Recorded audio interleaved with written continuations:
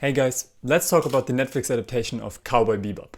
So, Cowboy Bebop is by far one of the most influential anime of all time. To make it really short, it's centered around a group of bounty hunters in space, and each member of the Bebop, which is their ship, has their own tragic past that will eventually be revealed throughout the show. For me personally, since I'm from Germany, I remember vividly watching the show for the first time. At this point of my life, I've only seen shonen anime, Pokemon, Detective Conan, everything that was broadcasted here in Germany. But then a German YouTube channel actually recommended this show. I bought it, and I don't think that this is an exaggeration, but it re-sparked my interest in anime. So of course, this is one of my favorite anime of all time. Spike Spiegel is my favorite anime character of all time. I love the world, the mysteries of the Syndicate, the Bebop, the soundtrack by Yoko Kanno. That's the soundtrack. It's just one of the best shows of all time. Not even anime. So if you do take one thing from this video, is that you should definitely watch the original Cowboy Bebop. And the film. That's also great. But what about the live action adaptation from Netflix that came out last week? Well, I'm going to structure this video into 2 segments. The first part will be for those who have not seen the original anime and maybe want to see some live action stuff on Netflix. The second part will be for those who have seen and have fallen in love with the original. And at the end of the video, there will also be my personal opinion about this, so if you want to see that, then stick to the end. Should you watch Cowboy Bebop even if you haven't seen the original anime? My short answer would be yes. Yeah, you should. In my opinion, I think that for the most part, the live action from Netflix manages to capture the look of the original anime. Some of the space scenes looked really good, and I was also a fan of the costume design. Only sometimes I had the feeling that some of the sets looked a little bit too clean. Cowboy Bebop is not very clean. I believe that the introduction of Spike and Jet on the casino planet, which is a clear reference to the supermarket scene of the original film, works pretty well. You get a sense of the characters pretty fast. And this also counts for Faye, Julia and Vicious. By far the strongest aspect of the show, in my opinion, is the chemistry between Faye, Spike and Jet. A lot of people criticized that John Cho would actually be too old to play Spike Spiegel, but I think he did a fairly good job portraying him. He likes noodles, sleeps a lot, and he lives this whatever happens, happens mantra. Faye I think is equally good casted, but I'm not so much a fan of how they handled her backstory. More on that later. By far the best casting choice was Mustafa Shakir as Jet Black. He lives this role, and in my opinion, he is perfect. He's also my favorite character of this Netflix adaptation, and his episode, which had this really cool noir look, was my favorite episode of the show. Also pretty amazing, Yoko Kanno came back and composed new music for the show, which is just great. Everyone loves the Cowboy Bebop soundtrack. It's that one, just in case you forgot. So, if you're a fan of live action shows and you think that this looks interesting, I suggest you give it a shot. Try it out, and if you got a taste of it and you liked it, then you can also watch the original right after that. But what about the people who already have seen the original?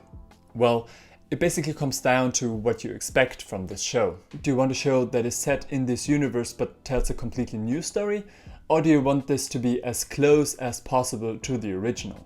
Well, in both cases, you may be disappointed, so let me explain.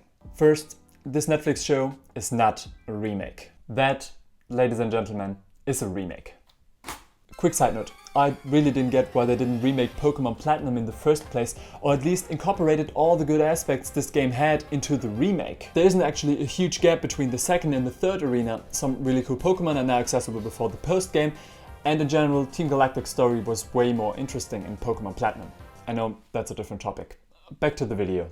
Yet, although it isn't a remake, some of the episodes feel like a remake. The first episode, Asteroid Blues for example. Throughout the show you will find shot-by-shot remakes of the original, and personally I didn't have any issues with that. What was strange to me, however, was that there were also episodes who were going into completely new directions. So on the one hand you had episodes that felt very much like the original, towards episodes that were being something entirely new. And honestly, I wouldn't mind either of them, but I think it would have been a better idea to stick to one of them. Now, it's neither a remake nor an original show. Speaking of changes, let's talk about them. Julia and Vicious are in the show a lot. And I have to agree that Vicious, at least for me, did not work as good as it did in the original. I know that the creators of the show wanted to give him a more fleshed out backstory, but this is exactly where I have my issues with the show. For me, the original worked so well because the syndicate, Vicious, Julia, they were a mystery of Spike's past that you don't know little to nothing about. The same counts for Faye Valentine, and if we will get a second season, we will also learn where she comes from. But honestly, I don't need an answer to this question.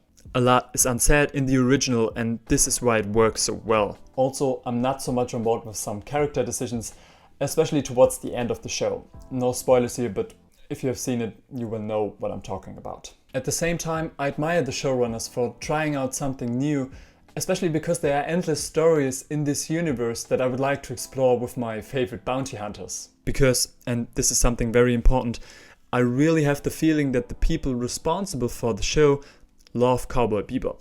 I really do. At some points, the show even felt like an homage to Shinichiro Watanabe's achievement. Therefore, if you don't like the Netflix show, then that's totally fine, and I get that. But please try to be respectful when talking about the adaptation. Don't let this turn into another toxic debate. We already have enough of them. So, all in all, I am somewhat in between, I guess, like some other people are as well. I admire the attempt and the effort that has been put in the show. I'm okay with the casting choices for the most part, and I also like the chemistry that some of the characters have. The look is cool, the soundtrack awesome like in the original, but not quite as memorable, and there were some new ideas here and there that I was actually on board with. On the other hand, I had my issues with some character choices. Also, some of the action scenes were not quite as impactful as in the original. Also, I was missing the John Woo references here and there. And my biggest issue with the show was that it couldn't decide if it wants to be a faithful homage or a new chapter of Cowboy Bebop.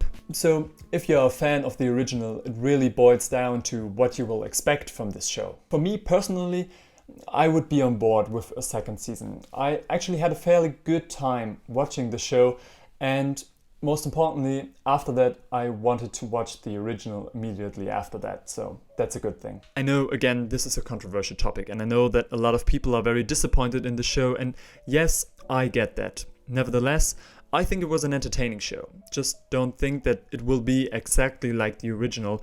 These are two different mediums, so it will never be the same. Just bear that in mind. If you had a good time with the show, then that's great. And if you didn't, you can always watch the original. And the film, which was also great. So, did you like the live-action adaptation of Netflix? Did you love it? Did you hate it? Could you enjoy the show although you know the original? Let us discuss this in the comments, but please again, try to be respectful. So, that's it from me. Thank you guys again for watching, and I hope to see you guys in the next video. It's all a dream.